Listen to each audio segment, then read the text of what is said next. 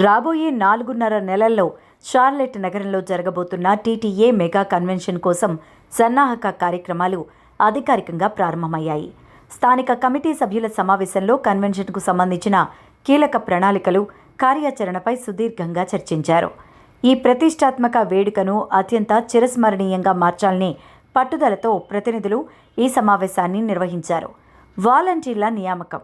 Convention నిర్వహణ కోసం వాలంటీర్ల ఏర్పాటు ప్రక్రియ విజయవంతంగా ప్రారంభమైంది. బృందాన్ని మరింత బలోపేతం చేస్తూ ఉత్సాహవంతులైన కొత్త సభ్యులను టీంలోకి ఆహ్వానించారు. అధ్యక్షుని సందేశం. టీటీఏ ప్రెసిడెంట్ నవీన్ రెడ్డి మలిపెద్ది ఈ సమావేశంలో పాల్గొని తన ఆలోచనలను షేర్ చేసుకున్నారు. కన్వెన్షన్ లక్ష్యాలు, ఉద్దేశం, ఐక్యత గురించి ఆయన దిశానిర్దేశం చేస్తూ టీంలో కొత్త ఉత్సాహాన్ని నింపారు.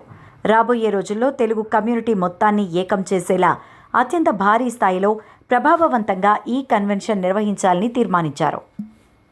హైదరాబాద్ నగరాన్ని కేవలం ఐటీ రంగంలో మాత్రమే కాకుండా banking, financial services, life sciences, health care, aerospace, manufacturing, fintech, deep tech, retail తదితర రంగాల్లోనూ అభివృద్ధి పరిచి హైదరాబాద్ను గ్లోబల్ వాల్యూ క్రియేషన్ హబ్గా మార్చేందుకు తమ ప్రభుత్వం చిత్తశుద్ధితో కృషి చేస్తోందని రాష్ట్ర ఐటీ పరిశ్రమల శాఖ మంత్రి డి. శ్రీధర్ బాబు అన్నారు. ఇందుకోసం పరిశ్రమల అవసరాలకు అనుగుణంగా తెలంగాణ యువతను రెడీ టు వర్క్ ఫోర్స్గా తీర్చిదిద్దడంపై నూతన ఆవిష్కరణలు ప్రోత్సహించే గ్లోబల్ ఇన్నోవేషన్ ఎకోసిస్టమ్ అభివృద్ధిపై ప్రత్యేక దృష్టి సారించింది.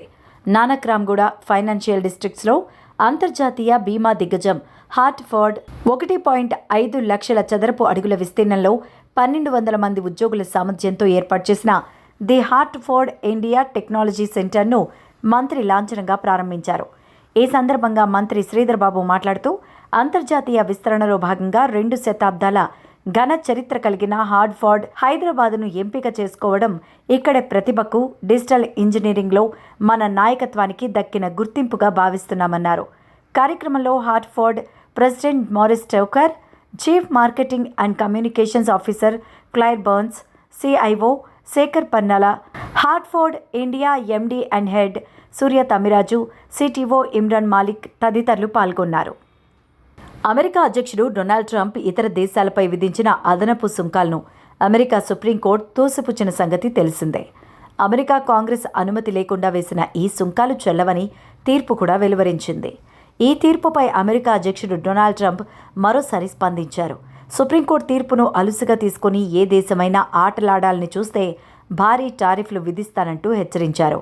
సుప్రీంకోర్టు ఈ తీర్పు ద్వారా తెలియకుండానే తనకు మరిన్ని అధికారాలు కట్టబెట్టిందని వ్యాఖ్యానించారు.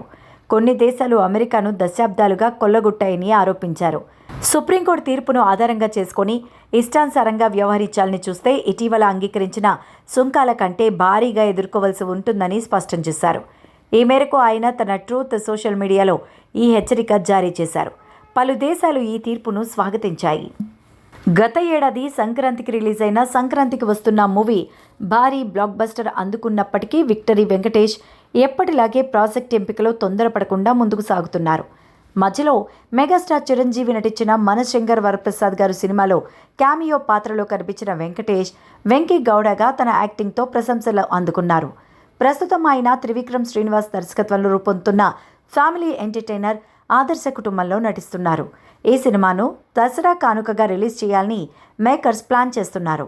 ఇక అసలు విషయానికి వస్తే దృశ్యం 3 తెలుగు రీమేక్ విషయంలో ఇప్పుడు కీలక పరిణామం చోటు చేసుకుంది. మొదట వెంకటేష్తోనే ఈ సినిమాను చేయాలని ప్లాన్ చేసినప్పటికీ ఇటీవల కాలంలో రీమేక్ సినిమాలకు ప్రేక్షకుల నుంచి భారీ రెస్పాన్స్ రాకపోవడం నిర్మాతలను ఆలోచనలో పడేసింది. ముఖ్యంగా మలయాళ వర్షన్ ఏప్రిల్ 1న రిలీజ్ అయి త్వరలోనే ఓటీటీలోకి రాబోతూ ఉండడంతో తెలుగు వర్షన్పై ప్రభావం పడే అవకాశం ఉంది. ఇక ఈ నేపథ్యంలో వెంకటేష్ కూడా ఈ ప్రాజెక్ట్ నుంచి తప్పుకోవాలని నిర్ణయించుకున్నట్టు టాక్ వినిపిస్తోంది. రీసెంట్గా అనిల్ రావిపూడి దర్శకత్వంలో వచ్చిన మనశంకర్ వరప్రసాద్ గారు సక్సెస్తో ఉత్సాహంగా ఉన్న అనిల్ వెంకటేష్తో మరో సినిమాకు సిద్ధమవుతున్నారు. జూన్ లేదా జూలైలో ఈ ప్రాజెక్టు షూటింగ్ ప్రారంభమయ్యే అవకాశాలున్నాయి. సంక్రాంతి 2027 రిలీజ్ను లక్ష్యంగా పెట్టుకుని ప్లానింగ్ జరుగుతోంది. ఇక దృశ్యం 3 విషయంలో త్వరలోనే అధికారిక ప్రకటన వెలువడే అవకాశం ఉంది. ఈ ప్రకటనతో వెంకటేష్ ఇందులో నటిస్తున్నారా లేదా అనే విషయం తేలిపోబోతోంది.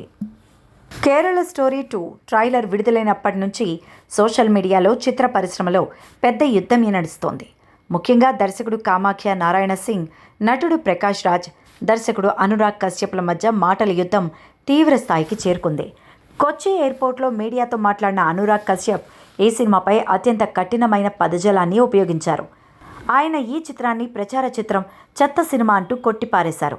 అంతకుముందు ప్రకాష్ రాజ్ కూడా ట్రైలర్లో బీఫ్ తినిపించే సన్నివేశం, వీడియోలు, ఫోటోలు షేర్ చేసి నిజమైన కేరళ వాసులు బీఫ్ని ఎలా వండుకు తింటున్నారో చూడండి అంటూ కౌంటర్ వేశారు. దర్శకుడు కామాఖ్య నారాయణ సింగ్ ఈ విమర్శలపై గట్టిగానే కౌంటర్లు ఇచ్చారు. అనురాగ్ కశ్యప్పై స్పందిస్తూ, అనురాగ్ సినిమాలు గత కొన్నేళ్లుగా ఫ్లాప్స్ అవుతున్నాయి, అందుకే ఆయన మానసికంగా బలహీనపడ్డారు. మన సోదరీమణులకు బలవంతంగా బీఫ్ తినిపించి మత మార్పిడి చేస్తున్నారనే నిజాన్ని ఆయన చూడలేకపోతున్నారు. ఆయనకు కావాలంటే మా రీసెర్చ్ మెటీరియల్ అంతా ఆయన ఇంటికే పంపిస్తాం అంటూ సవాల్ విసిరారు. ప్రకాష్ రాజ్పై తీవ్రంగా విరుచుకుపడుతూ ఆయన మేధోపరంగా దివాళా తీసిన వ్యక్తి అంటూ ఘాటుగా విమర్శించారు.